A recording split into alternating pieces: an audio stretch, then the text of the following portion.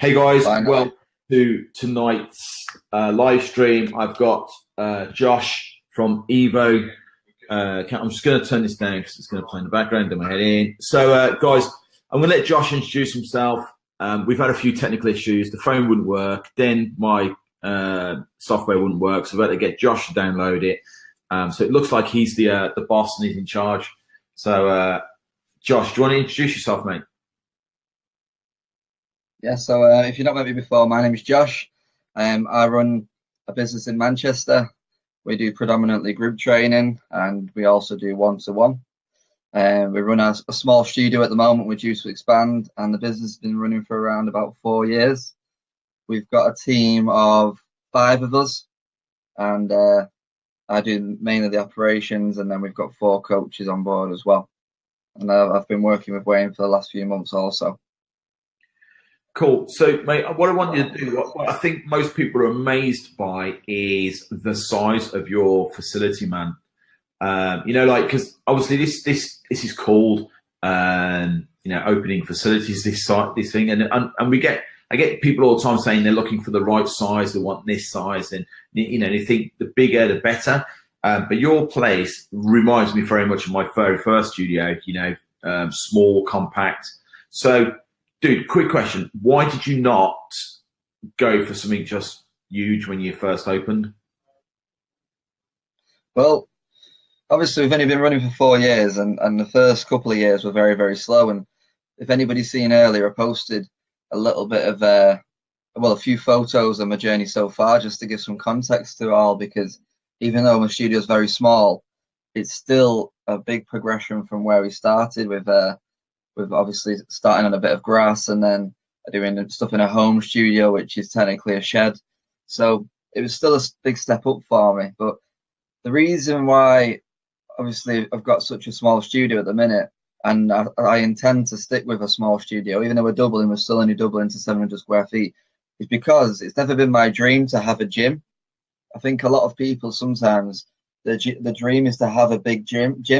Where mine isn't. My dream is to have a successful business that makes a good profit. So whenever I'm looking at making money, I'm also looking at not spending too much money as well, and making sure costs are low and profits high. So it was all about what we needed, and that's what we needed to do the job, really. Cool. So, okay. So I know we've chatted, mate, a few times, and I know I'm not going to go into detail. I'm not going to talk about, because I don't like talking about earnings and what people make, but I know that you do more than 6 figures out of your 375 square feet? That's right. Yeah, at the minute. So you're doing more than you do. So this is, again, for a lot of people, this won't compute. And I know that you're not full of shit because we've been working together. So I know this is not a made up fucking number. I know you do more than 6 figures out of 375 square feet. So do you want to explain to people, like, how is that even fucking possible? Because some people will be thinking that to make more than 6 figures, you've got to have a gym. And like you just said, you don't have a gym. You also have, what, 3-4 guys working for you? Yeah, we've got 4 coaches. One guy's been with me from almost the very beginning. And then we brought in 3 coaches when we came into the new studio. And the way it works, I mean, if you're probably all more familiar with Wayne's business. We're not that far different. With Wayne's priority and main service is usually one-to-one, where ours is probably our small group and large group training. But the way it works is because we still actually run our large group out of a church hall. We wouldn't be able to run large group out of our current space. So we use a church hall. And the reason we stuck with the church hall is it does the job. It works. We can fit in 30 people, 40 people if we really, really wanted to. So we managed to keep costs down doing it like that. And we use our studio just for small group training. Up to 8 people works really well, and one-to-one.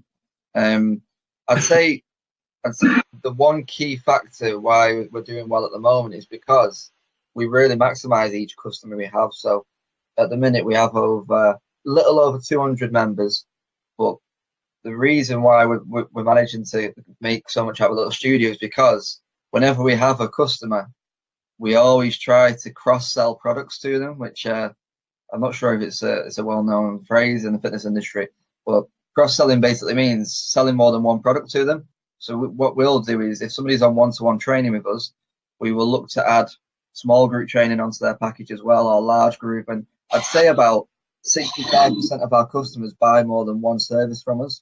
So we're maximizing each customer. And it might not always be from day one, but when they trust us more and we'll review their package, we'll look to add to their package and increase their monthly spend with us. So we chatted about this earlier today, anyway, mate, about like how much more money is in your business without you even realizing it. And I even said, I suggested a few things to you today. You were like, yeah, it's a good idea. I'm going to add that. And it's always easier to sell to people that already know you, like you, and trust you, and already believe in what you do. And I think some businesses struggle they think like, well, that client is already paying that much, they're not going to do that. And you'd be amazed. Chris, who works for me today, signed a client off, a PT client, but because of his time and his business, he couldn't commit to multiple sessions every week. So we sold him his one-to-one basic, his standard package, and then sold him a block of sessions on top that he can use as he went. So what would have only been a £300 a month client is now going to be a £300 a month client plus the block that he bought from us. So, and as much as I don't like a business built on blocks, but there's no reason why you can't sell a block that runs alongside a member who's in a regular program. Of course, yeah. I mean, one of my key things I always look to do is, if I bring a customer into the business, I see that as very much stage one, and then when they see the value that we give, we can then, it's a lot easier to sell to somebody basically that trusts you and know that you deliver. And then when you do turn up and offer them something that maybe would have been seen as expensive at the very beginning, they will actually give it some serious consideration. And if they genuinely can afford it, they'll find a way. I mean, I'm a big believer that most people most people are underspending on their fitness and health. A lot of people, if they have a direct debit come out of their account, it's probably the average person is spending 25 to 50 quid on a gym membership, when really they're probably spending 10 times that on nights out and eating out. And I believe that when somebody stays with me for a while, we can start to close the gap between what they're spending on eating out and nights out and what they're spending with us. And that's a different business mindset, Josh, that a lot of people just, I'm not saying don't have, they're just not aware of that mindset thinking. I think the difference being as well, man, once you've got people that work for you, and because now you're not only just feeding you, you're now feeding 4 other people. So you're responsible for putting food on your table and your coach's table. So, when the responsibility changes, you have to see every client as a potential way of making more money. And it's not about making them pay for stuff they can't afford. It's just basically delivering more. You've just put in food into your place as well, and you're like a bit of a passive income. And I know you do your supplements. I know you have your own supplement brand, but the food takes no effort from you, does it? Yeah, it's creating multiple income streams. Because I'm from a heavy sales background, the best analogy I find with my business and even fitness businesses in general is, I think a great comparison is looking at businesses like Sky. So, for example, if you've got Sky TV and you're a loyal Sky customer, and then Sky ring you up, they're not going to just try and sell you the new TV package. They're going to be asking you who you're buying broadband from in your phone line. Yeah. So when I'm talking about getting people to spend more money, it's usually money they're spending elsewhere, and all I'm doing is looking to bring that money in house to us.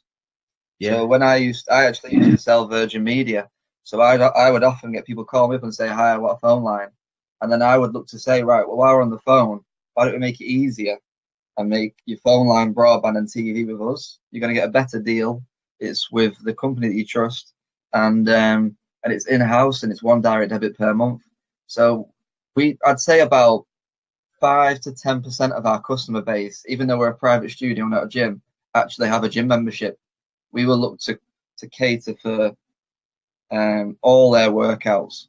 It doesn't make sense for us to sell them personal training once a week and then they go to the gym the rest of the time. We will then look to add a large group training package onto their plan, and it's all in-house, and they get a better deal. They get to see the same coaches, who get to see a consistent journey, and it's better for everyone. It just makes sense. I like it. So, okay, so let's get to nitty gritty, mate. So you've just mentioned you do your groups, you have your large group which you run outside of your current facility, and that runs quite well. How many members have you got in the large group program? Large group, we're currently at 107. Okay, so 107 members in your large group, but we've talked about this, and you kind of use that as the tester ground. People come into your large group, they get a result, then they want that a little bit more, and that's you use it as a funnel to funnel into your Evo camp. Is that right? And into your Evo lift, yeah? That's correct. So Evo camp's our large group. It's a low cost. It's just £50 a month, so it's our low entry product. That's what we'd rival the gym with. Just going to a commercial gym. You spend 50 quid going to the gym, let's say. With us, you can spend 50 quid, get as many sessions as you do at the gym, but with a coach. And then we'll bring in people on that maybe would believe when they start that they would only ever spend that much money on their fitness, maybe 50 quid. But after they see results and they start to see how well people are doing on our premium programs, they start to rethink that and decide to spend more. I mean, I think it's a really realistic idea to think that people should be spending between £100 and £200 a month on their health and fitness. So yeah, we use it to kind of bring people into the business, become loyal to the brand, and then in time, usually 3 to 6 months, we'll push them onto our premium services. But at the same time, what we don't do is we don't have our services compete. So if I feed someone to Evo Lift, I don't take them off Evo Camp. I just add Evo Lift on. So suddenly now they're doing both, and they've got maybe a couple of sessions a week at camp, which gives them value for money. Well, lift value for money, but obviously camp's cheaper. And then they'll have a couple of sessions at lift, which will be seen as their premium and high-end sessions that week. Cool, I like it. So you've got 10 people in a group. How many small groups do you run at the moment, mate? Well, it was last year when we decided to really make some big changes to it. We had a vision for the next 2 years to grow our small groups massively. And we only started last year with 2 groups. And the way ours work is if you've got an Evo Lift membership for our small group service, you can go to any of the sessions. We did at a time run it where you had your set sessions, but we just found with our audience, we have a lot of doctors and people with interchanging schedules, I guess, that can mix up all the time. So we found it was easy to let anybody go where they want. And we've grown it from 2 sessions a week to 14. And what we've done is, as we've brought in more and more members, we keep adding sessions, which also is adding more value to our packages, because last year they could do 2 sessions a week. Now they've got the option to go up to 14. And by the end of 2018, we want to be at 20 sessions a week, which would obviously mean we'll have a lot more members as well. So you only allow 50 people currently on that. I was going to say, mate, so you have 8 in a group, yeah? We never have a set number because anybody can go to any, but what we do is we run quite a few on the same day, so it spreads our numbers. So we only run 4 days a week and 3 to 4 sessions a day, but it averages out of 4 to 8 per group. Yeah. Okay, so that works out quite nicely, because obviously there's if that wouldn't work personally for us, because we could end up with, I like to make sure there's only 8 in the group, and I know that we'd end up with 10 or 12 or 14, and it just because we pre-plan and we program the workouts, I know that we would just be, your 8 are coming in, you got 14 coming in, would cause us major issues. But that doesn't mean we can't. But our flexible daytime is completely different. So we do a similar thing to yourself, mate, where we have so many sessions running through the week in the day, and people who are on the flexible daytime program can drop into any 2 of them sessions. So they can do a Monday and a Wednesday, Tuesday, and Friday, wherever they want. During them flexible daytimes, we run 7 through the week of flexible daytime. So they've got the choice of any 7. So that works quite well. But I think our evenings would fucking go mad if we all of a sudden started doing like people just turn up when they like sort of thing. But you know, it works really well for yourself. So okay, mate. So obviously for years, I know you've been in the game for a long time, mate, like myself, and for a long time, boot camp was a big push, and then everybody said personal training was dead. Of which I kept doing personal training, and I'm still here when most of the boot camps have all folded and gone. But so right now, mate, if you was to start all over again, is there anything you would do differently, or do you think what you're doing now is exactly what you should be doing? Yeah, 100%. What I'm doing now, I feel is well, without a doubt, if I started again tomorrow, I'd do the same thing, because if I didn't believe what I was doing now was the right thing, I'd repackage the whole thing anyway, because I think the fitness industry in particular is something you need to stay on the cutting edge with. So I'd be changing my products, and I really like the way things are right now, but maybe in 5-10 years when things change, the industry might change, we might reevaluate our packages a little bit, but that's what's working right now. I believe that high quality small group training is probably pound for pound, in my opinion, the best service to have in your menu when you get it right. That is, absolutely. And I like, yeah, it was good to hear them as well. Obviously, I was just going to say it's good to hear the different take on small group training you've got to me, because I think that's really key, that everybody understands that group training isn't boot camp. There's so many different ways you can do group training, and it all depends on your audience and your coach's abilities and how you do things. And there's 100 different ways to do group training. So you don't need to copy anybody. You just need to look at who you're working with, look where your skill set is, and obviously create a product that's right for your customers. And there's so many ways to do it. You're in a city as well, mate, and you know, and I'm in a much smaller seaside town, and I think really. I think where you are is not necessarily the issue. I think it's having the mindset that you just exactly described, is knowing what you are, who you are, what you deliver, and focusing on you. So I imagine, like ourselves, you're probably surrounded by gyms, personal trainers, boot camps, all sorts. And I think you hit there. You said something then that I constantly go on about is, I couldn't name half the people in my town that are doing it. I'm aware there's people there, but I couldn't tell you half of them. I could name a handful, but I know there's more than a handful. The reason is because, like yourself, mate, all I do is concentrate on delivering what we do, deliver it fucking really well, and just make sure that we are the best at what we do. Not necessarily better than anybody else, but we need to make sure that we do the best at what we do. And that's probably why, 12 years, I'm going into my 13th year. In May, I've been doing this full-time as a full-time personal trainer for 13 years.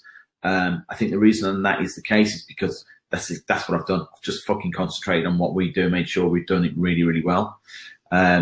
So right now, mate, if there's people watching or in the group who are going to watch it later or for whatever reason, where do they start with building a small group program, mate? What would be your advice?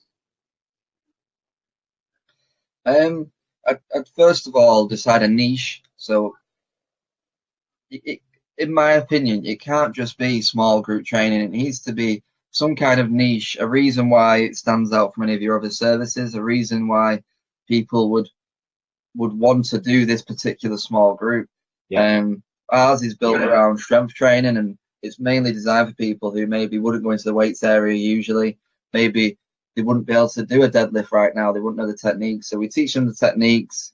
We run it on an 8-week program. And at the end of the 8 weeks, they can expect to be stronger than they were the previous 8 weeks. And we're tracking the lifts and things like that. And I think anybody who's doing small group training should look at what their skills are. Say if you got a boxing background, maybe you could look at something like that, or you've got whatever background, put your skills into it and put your own stamp on it, really. So that would be the first thing, deciding a niche. And then I'd start it small and just grow it. I mean, we only, like I said before, when you started, it was 2 hours. And then as you're selling it and you're growing it, you can add the hours. But you don't want to get to a position where you're doing loads of hours and you feel like all the groups are dead. I feel like that you want to create a buzz about your sessions So you want to be bursting at the seams. And that's what we did. We got to 2 hours. The 2 hours were bursting at the seams to the point where the customers are almost telling you to add more. And that's a good position to be in, where you're almost making an announcement and everyone's cheering. So you want to create that demand for them and then add them gradually. You don't need to add 5 hours onto this timetable at once, one at a time. Give maximum impact for those hours and build step by step. And that's what I've done with my studios as well. For me, I don't really care how long it takes me to get to my goals, as long as it's constant progress, as long as we have more members this month than last month, as long as I don't need to jump into a 4,000 square foot gym right now. But if my member base, the size of my member base demanded that, then that's when I'd go and get a 4,000 square foot gym. But right now, I feel like we have the right space for what we need, and in a couple of years' time, it'd be different. But as long as we're progressing, I mean, I was working out of a shed 18 months ago, so that's progress, I guess. I think really what you've shown me is that people really don't give I mean, all right, I'm going to be a bit of a hypocrite now because you've been to my place, mate. So you've seen my facility. You know, I've got a fully equipped gym. All the kit you can think of is in there. But generally, people don't wouldn't know a leg press from a fucking kettlebell, from a treadmill to a. Do you know what I mean? And I think you've just showed there that you don't need to be doing. You know, you don't need a fully equipped gym. You just, like you just said, as much as I hate to use the word niche, but you're right. You've just got to capture something. You've got to separate. So if your boot camp is burpees and fucking body weight, you can't do a semi-private where people pay for groups of 8 and they're still going to do burpees and body weight. Is basically what you're saying, yeah? Exactly. Yeah. So, okay, so right now people might be thinking, yeah, that's easy for you to say. It works well for you. I don't have that kind of kit. What do you think your basic?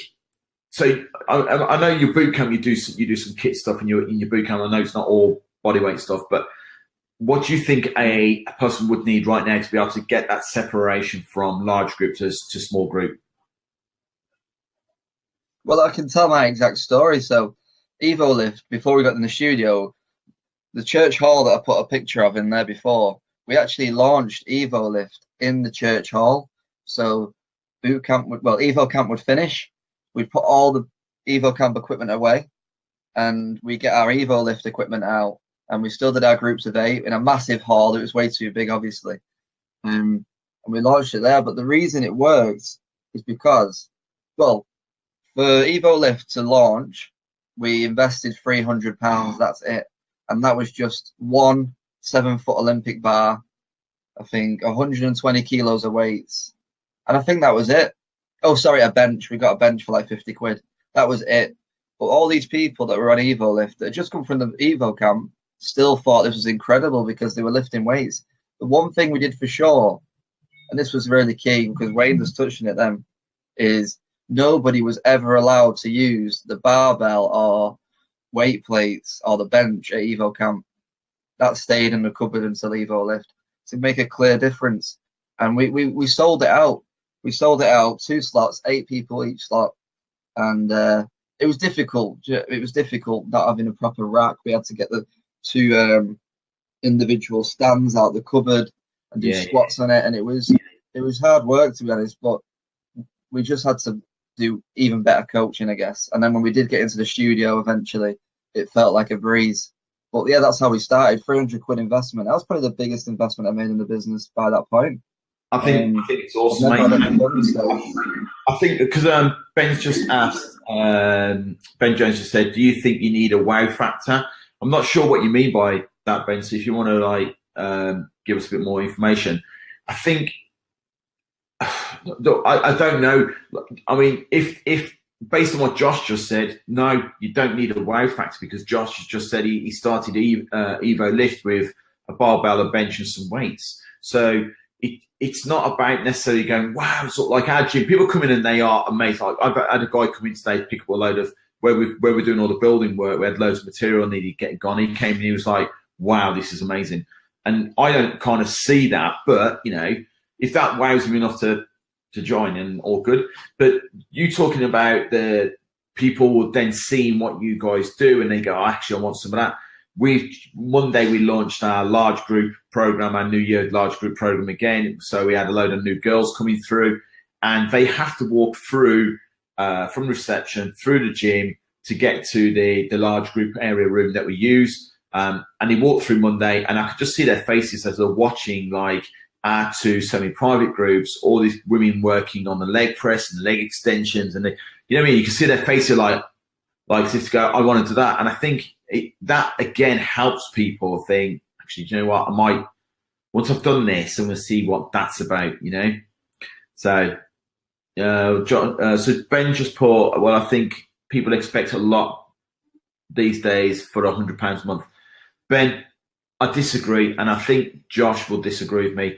That's your mindset, mate. You're thinking, and I've had this conversation with somebody before, you're thinking like you would think that for £100 you expect this amount of service. At the end of the day, if you stay at the Shard or whether you stay at a fucking Holiday Inn, ultimately you get a bed in a room. The Shard is £800 a night. The Holiday Inn is £100 a night. But effectively, they both do the same fucking thing. They keep the rain off you and you got somewhere to sleep. But people will still go to the fucking Shard. So I kind of disagree, man. I think that's more about your mindset, that you think people demand or would like more for £100 because you're thinking how you think. You need to change that mindset. What do you reckon, Josh? Yeah, I think it's a good point, actually. It's a great point. Well, the way I'd answer it, and obviously I get this a lot because I've probably got the worst space in the group of people that have got spaces. And I was talking to one of my guys the other day. I mean, when we first moved into the space, by the way, me and my team, we made a note. We wrote down everything, all of our strengths and all of our weaknesses. And obviously all of our strengths, all of our weaknesses were like our studio, lack of equipment, the size, etc. Yeah. But all of our strengths, we've got the best customer service in our area by an absolute country mile. We go the extra mile for all our customers. We work our hardest on our leads. We don't let a lead go. We've got the best sales, without a doubt. We care about our customers more than anybody else, I believe. Our sessions and our coaching is levels above anybody else, I believe, as well. So ultimately, when you don't have the best space, you need to focus on being the things that don't cost anything, and you need to be the best at them. And Wayne's obviously got a fantastic space now, but the reason why he's doing well in his fantastic space is because he's still doing all the things he's used to do when he didn't have a fantastic space. When you combine a fantastic space with all of his original skills, and that's when you get a powerhouse. I like having the worst space because I have to work 10 times harder than anybody else to sell it. When I do have a good space, it's going to be easy work. And we sell packages for small group training now for £150 a month, and it's because ultimately we get results for people and we make people feel at ease. And because I'm from a customer service background, and even if I wasn't, it doesn't matter, but because I'm from a customer service background, I've got elite customer service.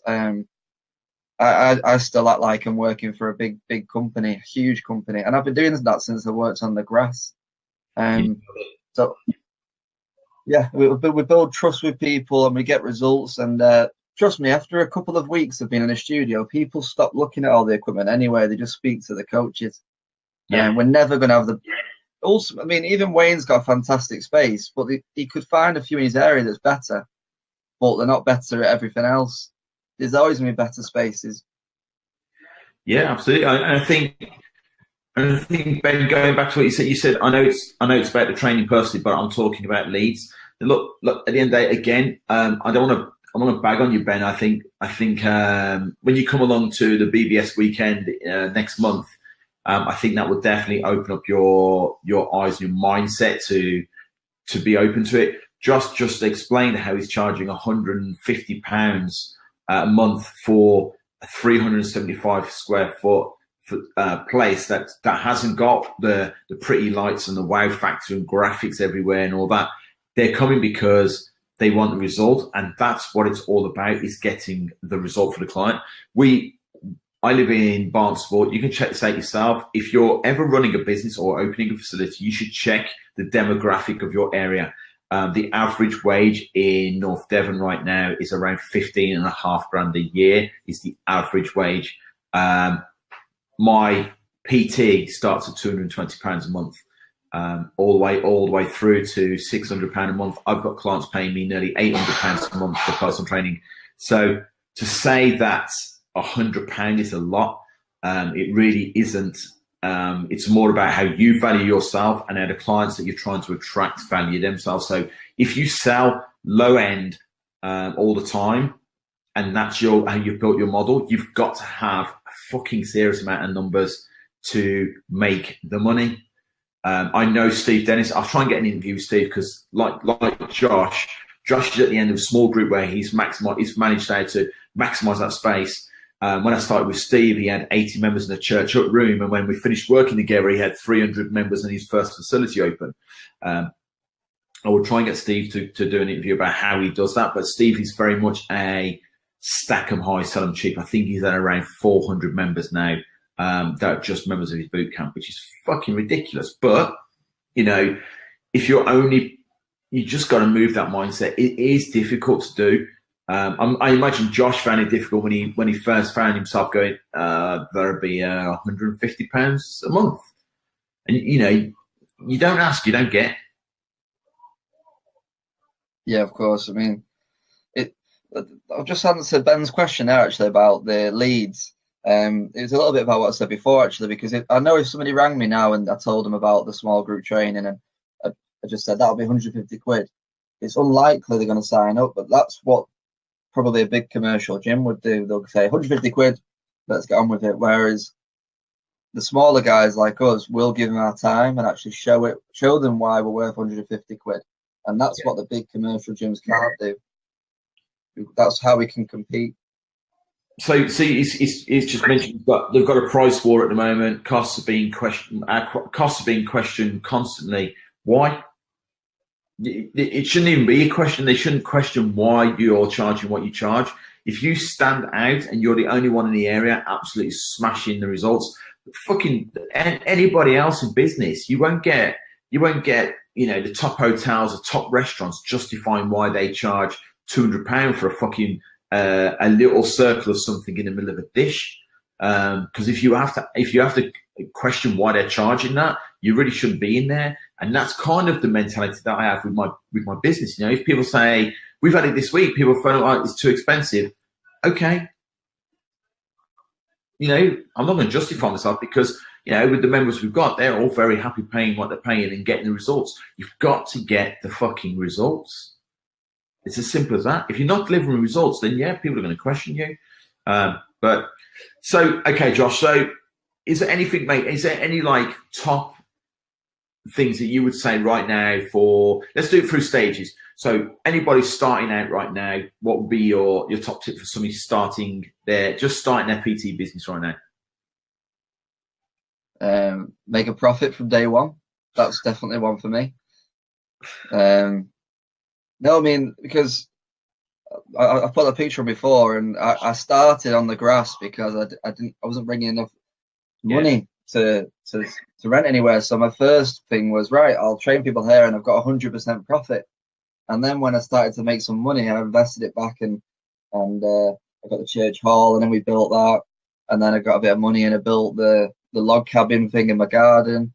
I didn't try and jump a few steps because I think if I wasn't making money for a long time, I think I would struggle to have the same drive. You want to see the money going up. So I don't believe, and obviously if you've got a big project coming up, it's a different story. Don't get me wrong. If you've got a big gym that you're setting up, building or anything like that, it's a different story. I'm talking about at the very, very beginning, and you're on your own doing PT. I'd really look to make a profit from day one.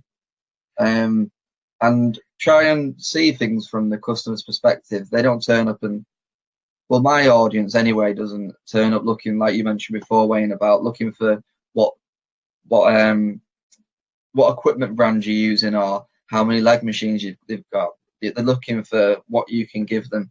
And one thing that's got to be remembered at all times, whatever business you're in, most of the decisions are based on whether they like you or not. So even if the guy down the road's got the best gym in the world, If they don't like them, they're going to go with you if they like you, and you've just got a couple of kettlebells. They really are. So all built on relationship, mate, isn't it? Exactly. So focus on the actual relationship and the rapport with the person over anything else. Have just a genuine chat with people rather than listing what you can do, what you've done, or what you can do and what you've got. Just have a chat with them and actually find out what's going on. So now we've got the guy. So we've got the guy now, or the girl that now has been doing it for a couple of years. They're doing about 60,000-70,000 a year, and they do it all. They're maxed. What would your advice to them be? Well, that'll be definitely a question of bringing in staff.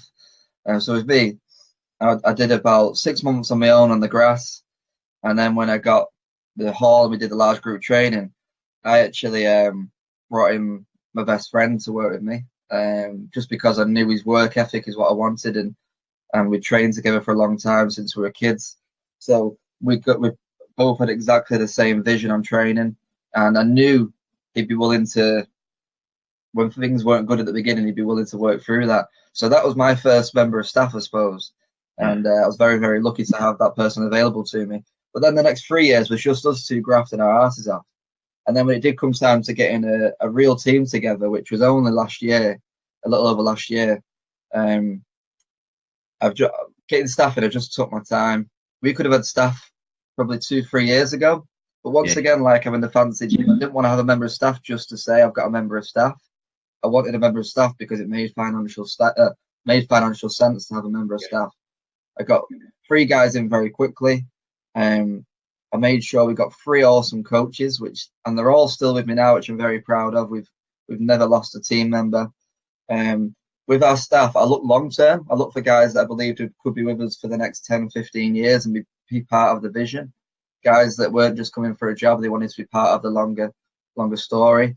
And I made sure we got not only top coaches, but guys with top personalities, because, as I mentioned to you before, we've not got the best equipment. We've not got all the top of the range stuff. So we need to be competing on the personality grounds of the getting to know people, actually giving a shit, and top quality coaching. So I brought in 3 really, really good coaches last year, and it's paid off big time. But that's come down to taking my time.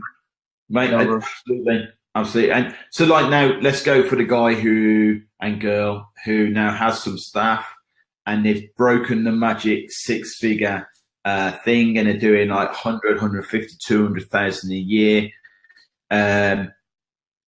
What do you reckon? What would you say?